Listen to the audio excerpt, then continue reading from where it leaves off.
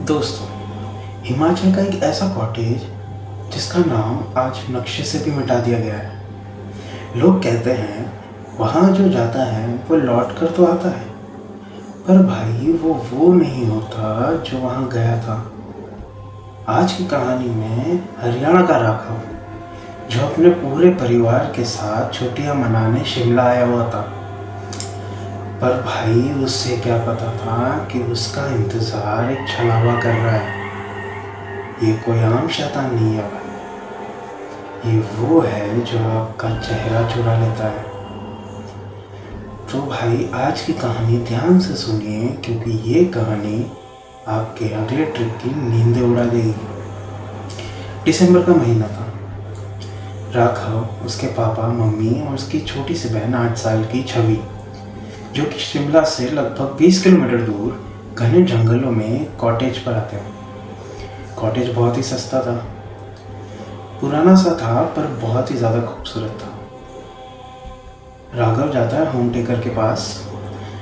शंभू काका उन्हें चाबी देते हैं, पर वो जो होम टेकर, जो शंभू काका थे, वो उनके तरफ देखते भी नहीं है भाई।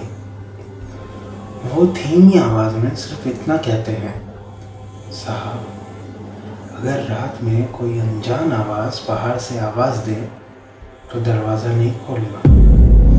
राघव बस के टाल देता है। उसी रात उनके घर पे नॉक होने की आवाज़ आती है। उन्हें लगता है कि केयरटेकर शंभू होगा। उनके पापा जाते हैं और दरवाज़ा खोलते हैं, पर दरवाजे के पीछे कोई नहीं था। उनके मम्मी पापा ने सोचा कि हवा की वजह से हो गया, पर भाई वो रात तो बस शुरुआत थी। मौत का ऐसा कदम जो राघव के पूरे परिवार को निकल गया। रात में सोते टाइम राघव की नींद खुलती है। वो देखता है कि नीचे किचन में उसकी मम्मी एक बर्तन को घिसे जा रही है। वो पिछले 10 मिनट से एक ही प्लेट को बार बार घस रही है। राघव बोलता है मम्मी को, मम्मी आप ये क्या कर रहे हो, जाके सो जाओ ना। पर उसकी मम्मी कोई जवाब नहीं देती है।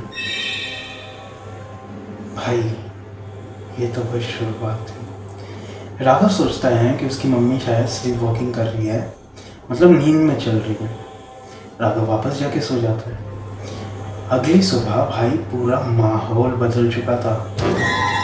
वो 8 साल की छवि, जो शैतानी करने से रुकती नहीं थी, अब अपने कमरे में एक कोने में जाके बैठी है और एक मिट्टी की गुड़िया से खेल रही है। राघव पूछता है कि छवि, ये तुम क्या कर रही हो? और भाई जो छवि ने जवाब दिया ना, उसे सुन के राघव का पूरा खून ठंडा पड़ चुका था। छवि कहती है कि भैया ये गुड़िया कह रही है कि आपका शरीर तो बहुत गर्म है, इसे ठंडा करना पड़ेगा। ये सब होता है और रात हो जाती है। रात में जो राघव के पापा थे बहुत ही चिल थे। मस्ती मजाक करना, बहुत इधर उधर की बातें करना, टॉपिक शेयर करना, फैमिली के टाइम स्पेंड करना। तो राघव देखता है कि जो कॉटेज की बालकनी थी, वहाँ पे उसके पापा घने जंगलों की तरफ बस देखे ही जा रहे हैं। वो ना कुछ बोल रहे हैं, ना कुछ कर रहे हैं।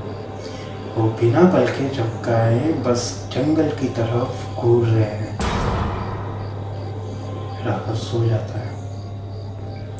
तीसरी रात जब राघव की नींद खुलती है, तो वो देखता है कि उसके पापा बालकनी में वॉक कर रहे हैं। पर भाई वो देखता है कि उसके पापा के पैर ही नहीं है। उसके पापा लिटरली उस बालकनी के फर्श पे फ्लोट कर रहे थे। ये देख के राघव पूरा सुन्न हो गया भाई। वो दौड़ता है अपने मम्मी के कमरे की तरफ, पर वो देखता है कि ना उसकी मम्मी थी, ना छवि थी वहाँ पे।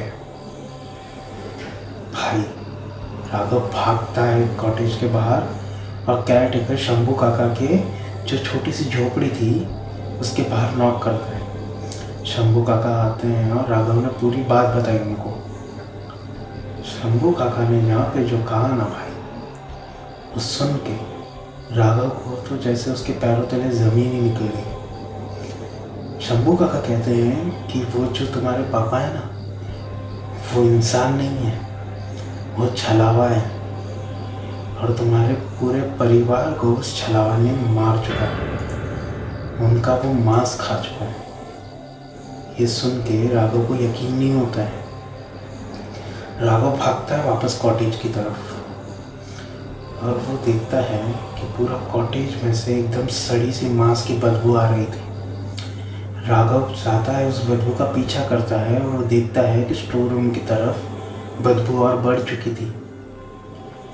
राघव स्टोर रूम का दरवाज़ा खोलता है और वो देखता है, और उसने जो देखा ना भाई, वो किसी भी इंसान को हार्ट अटैक दिलाने के लिए काफ़ी था। वो देखता है कि उसके मम्मी पापा, उसकी बहन, उन तीनों की बॉडी स्टोर रूम के कोने में पड़ी हुई है। उनकी खाल निकाल दी गई थी भाई। पीछे से उससे हंसने की आवाज़ आती है। वहाँ पे उसकी वही नकली फैमिली खड़ी थी। वो छलावा खड़ा था। वो हंसता है और कहता है कि राघव, कॉटेज में बहुत ठंड है, तुम कमरे में आ जाओ ना। ये सुनते ही राघव कॉटेज से बाहर भागता है। शंभू काका और वो जो तीनों, जो उसके मम्मी पापा और जो उसकी बहन की परछाई थी, वो उसे खिड़की में दिखती है। राघव तब तक भागता है उस घने जंगल में, उस सफ़ेद चादर में बर्फ़ की, जब तक उसे पुलिस की गाड़ी नहीं दिख जाती। वो पुलिस की गाड़ी पे गिरते पड़ते पहुंचता है और हाफते हुए पुलिस वालों को सब बताता है। पुलिस वाले यहाँ पे समझ गए थे कि राघव के साथ क्या हुआ है। पुलिस वाले बिना देरी किए अपनी गाड़ी निकाल रहे हैं और वो वहीं उसी कॉटेज की जगह जाते हैं जहाँ राघव ने बताया था। पर भाई राघव देखता है कि वहाँ पे कोई कॉटेज नहीं है, कोई केयर टेकर नहीं है, ना कोई केयर टेकर का झोपड़ी है। आज राघव जिंदा है, अपने घर में बैठा है, पर दरवाजे बंद किए हुए। क्यों? क्योंकि आज भी उसे उसकी मम्मी की आवाज़ आती है, जो कि उसके दरवाजे पे नॉक करते हुए बोल रही है कि बेटा दरवाज़ा खोलो, मेहमान आए हैं। तो भाई अगली बार आप कभी पहाड़ों पे जाओ तो ध्यान रखना, हर मुस्कुराता हुआ चेहरा इंसान नहीं होता। क्या आपने भी कभी किसी अपने में किसी और को देखा है? अगर देखा है तो कमेंट्स में ज़रूर बताना। तो भाई आज के लिए विदा लेते हैं और हम जल्द लौटेंगे एक नई कहानी के साथ।